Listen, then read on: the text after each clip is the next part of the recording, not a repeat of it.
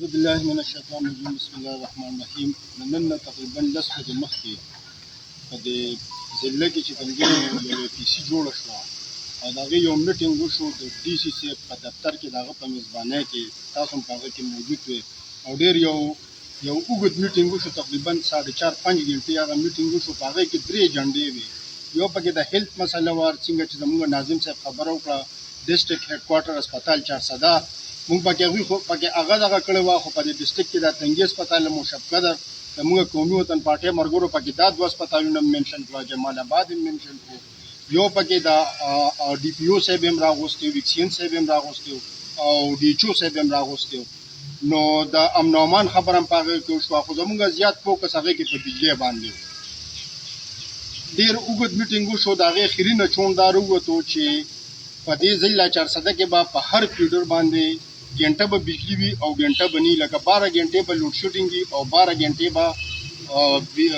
बिजली وي خو چونکې هغه ډي سي صاحب وایي چې زه په دې کې لیټر هم کوم او به د ډي سي صاحب خبره مو منلې شوه او په هغې کې ټول د معزز پارټو مشران موجودو ټول په دې باندې ایګري شو چې زه بس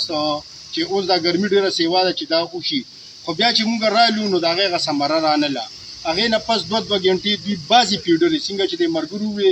بعضې پیډرې داسې واکړي دي کوم چې 400 اکسیجن سره راځي شفقدر اکسیجن سره دا تنګي هم راځي دی هم پکې پرېښی و دا ډکې پیډر هم په هغې کې پاتې شوي و دا زموږ میزاډیر پیډر هم پکې پاتې شوي و هغې کې بیا مونږ د پارټۍ مرګرو رابطې وکړې دغه ډکي خو پکې منشن شو خو زما په خیال په ټوله ضلع کې پیډرو له 2 غنټې ریلیف ورکړو هغه 2 غنټې ریلیف چې کم ورکړی شو زه به د خپل پیډر د شیرپو پیډر به زه خبره وکړم بېګا نه بله شپه بجلي هلته تللې ده پرون 12 بجې هلته بجلي راغلې ده که نه نو لکه دا خو اوس د ډي سي صاحب چې کوم هغه خبره کړې وه که نه هغه خپله خبره نشي امپلیمنټ کولی نو که سبا چې هغه د هغه خبره امپلیمنټ کېږي نو او مونږ خو د هغه منلي و عوام خو تاسو ته پته ده سره ګرمي ده د چا 2 مرلې او 3 مرلې کور دی او ډېره زیات مشران دي پکې ماشومان دي پکې بیماران دي پکې خلک بالکل هغه خلکو له مونږ دا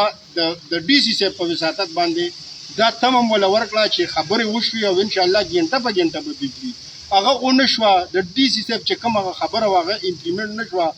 دې نه پس په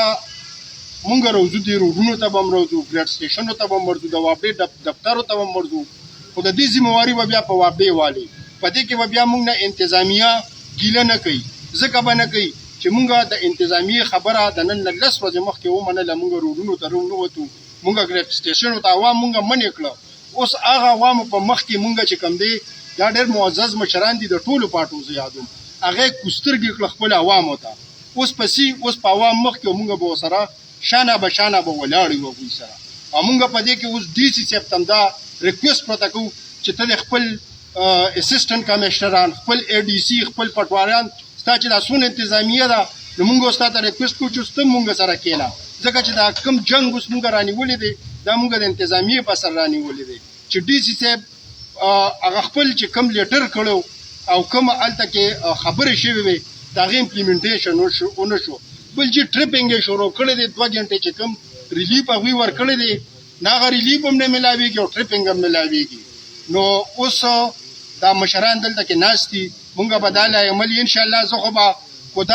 دا دوی کومه خبره کړې ده دا نه شو زه خو د شیرپو د شاخ نه به شروع کوم او دغه ځای نه به غټ احتجاج کوو بیا به په تنګي کې هم کوو او بیا به په 400 کې هم کوو وضو به وپسې په مخ کې څو پورې چې مونږ خپل حق نه راوړی مونږ یې هر قسمه محدود کړو مونږ کو د خپل پټي نه لرګي وړو هغه ترې نه شو وړو که مونږ د خپل جندي نه شګې راوباسو هغه ترې نه شو روغ کې روزګارونه دلته کې تماکو فصلونه د خلکو را رسېدلي دي په کور کې ورته تماکو پراته دي تماکو ترې څوک نه لي وره مونږ پښتانه یې ډېر را محدود کړي واګه بارډر نن هم کولو دی په هغې باندې دوستي بس چلیږي را چلیږي او زمونږ تورخم بارډر مونږ ته بند دی آیا زمونږ د پښتون قوم ګناه څه ده مونږ په څه باندې کړېږو که وګورې قربانۍ شهادتونه زمونږ پولیسو ایپسي زمونږ د عوامو څونه زمونږ سیاستدانانو څونه قربانۍ ورکړئ او بیا هم چې وګورې پښتون قوم دیوال سره لګېږي نن خو د سوشل میډیا دور دی نن خو هر سړی هوښیار دی خامخا که مونږ ډېر د عوامو ته ویو چې مه روځئ خو عوام به اوس روځي دي روډونو ته او خپل حق په دوی نه په زور به غواړي.